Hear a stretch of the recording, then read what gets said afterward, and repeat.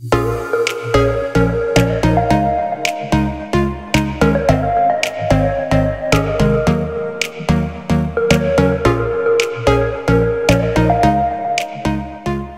guys, welcome back. It's Glenn from Mr. 2 Tech. Today we're going to be taking a look at the Google Pixel 2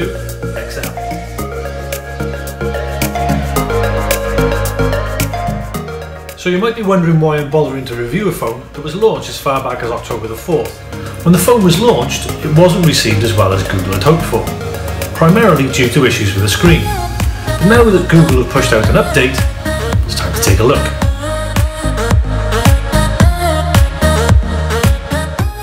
This is Google's second attempt at a flagship, and by George, I think they've gone and done it. I'll start by saying this. The Pixel 2 XL is by far the fastest and slickest Android smartphone I've ever used. The combination of the Qualcomm Snapdragon 835 chipset, 4GB of RAM, and a bone stock version of Android 8 Oreo makes everything absolutely fly. The whole user experience has been an absolute joy. There's not a hint of Android's famous lag to be seen, and the frame drops are so infrequent they're not even worth mentioning. Apps appear to load super fast, and the implementation of multitasking and multi-screen has been done extremely well.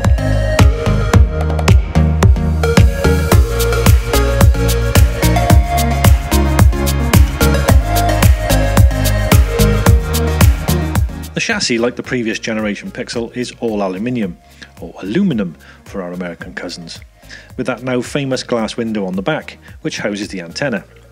This year, however, the glass panel is slightly smaller, and the fingerprint sensor is now placed below the glass panel. The build quality is extremely good too. Don't get me wrong, it's not an iPhone X, but the plastic type coating covering the case feels quite grippy, and I'm pretty sure it'll be quite durable.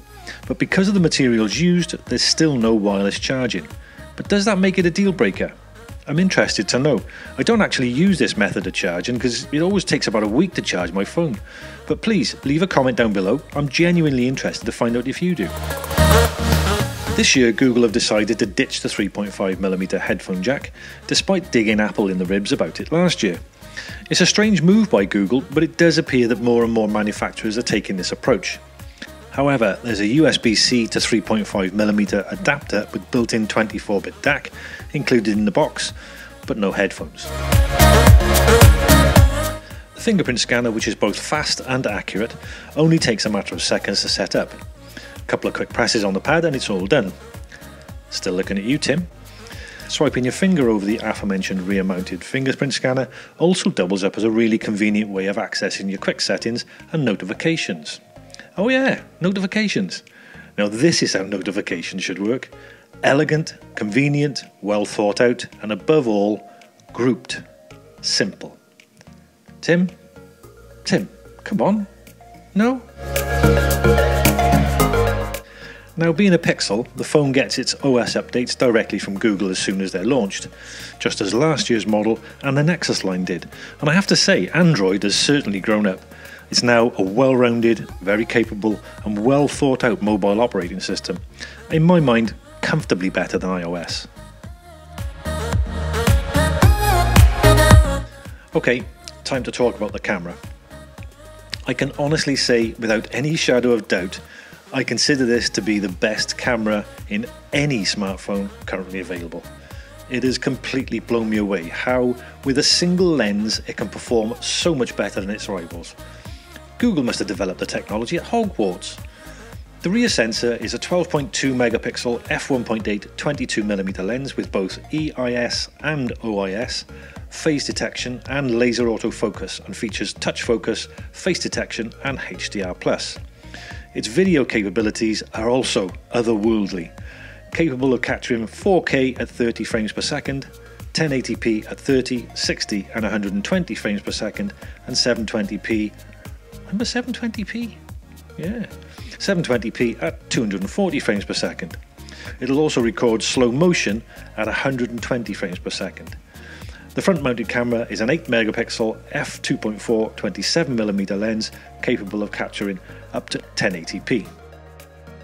So, moving on to video. This is where I was most blown away. The same quality of performance can also be seen in the video capabilities of the Pixel 2 XL. Crystal clear results can be had with little effort. The AI technology takes care of all the background paraphernalia, leaving you to concentrate on capturing your subject matter, which, when you think about it, is how it should be. The inclusion of both optical and electronic stabilization really does make jittery and shaky video a thing of the past. It's quite spooky how it cancels all the shaky bits out. In this example, I was walking quite briskly down a rather steep hill and turned and walked backwards for a bit, and I reckon it still looks pretty good.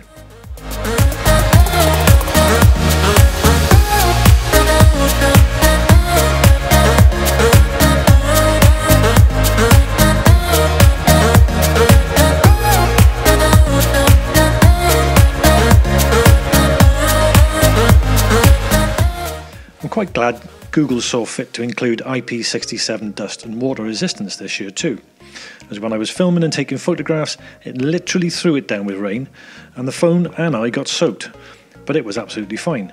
In fact, that certification means it's good enough to completely submerge the phone in a metre of water for up to 30 minutes. So this is the front-facing camera, shot on the Google Pixel 2 XL in the rain. Not much fun, but it's a good test. Okay, it's time. Let's get to the crux of the matter, that screen. The LG sourced POLED panel has a resolution of 1440 by 2880, which gives a pixel density of 538 ppi. It's also covered in Gorilla Glass 5. At launch, the phone seemed to be well received, but shortly after, testers and reviewers claimed that the screen had a number of issues. Firstly, when viewed from any other angle other than straight on, displayed a blue tint. Secondly, the colour profile, which is sRGB but capable of displaying the full DCI P3 range, was very muted and washed out, and not representative of the more usual OLED screens seen on phones like the Samsung Galaxy S8 or the iPhone X. And lastly, one journalist reported that his screen was suffering from screen burn. Now, all OLED screens ultimately suffer from screen burn, but this was just after 1 week. Now, the blue tint issue is not something that can be resolved readily. It may be reduced by software updates, but OLED panels display this trait naturally. The colour profile was something that Google said was tuned to sRGB, and so displayed a more natural looking colour range, but punters definitely complained that it appeared washed out and subpar.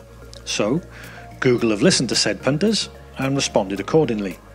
They have now pushed out the November update, which has given another option in this colour selection menu, saturated mode.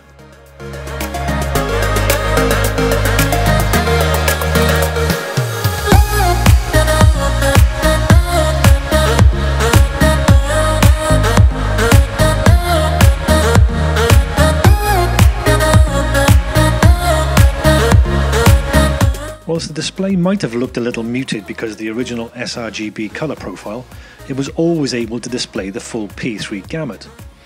It's just that not many applications fully support this mode yet.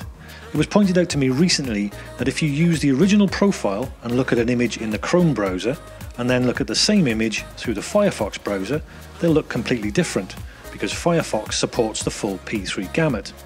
Strangely enough, this is also something that Apple does, but nobody complained about that.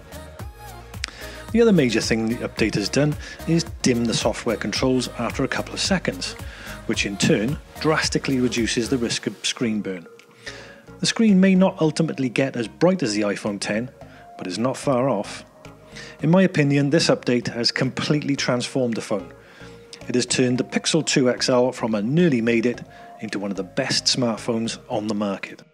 Couple this screen to a pair of front-facing stereo speakers that are loud and sound pretty damn good for a smartphone. Let's be honest, no smartphone sounds truly great, but these really do have a good tone, punchy and clear.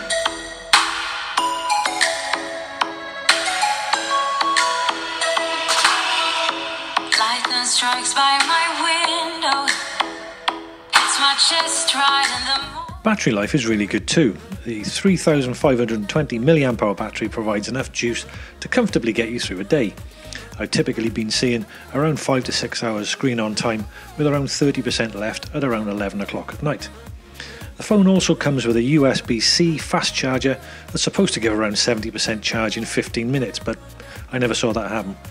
No doubt it charges quickly, but definitely not as fast as the blurb makes out. So to sum up, the Google Pixel 2 is an enthusiast phone. and is definitely aimed at the kind of person who likes to individualize their phone and have the latest software updates as soon as they're available, from the company that makes the mobile software for more than half the smartphones on planet Earth. The flexibility of Android is something that many appreciate, and to be able to appreciate Android Oreo in the way that Google intended it to be really is the Android purist's dream. So would I recommend the Google Pixel 2 XL? Oh yeah, in a heartbeat.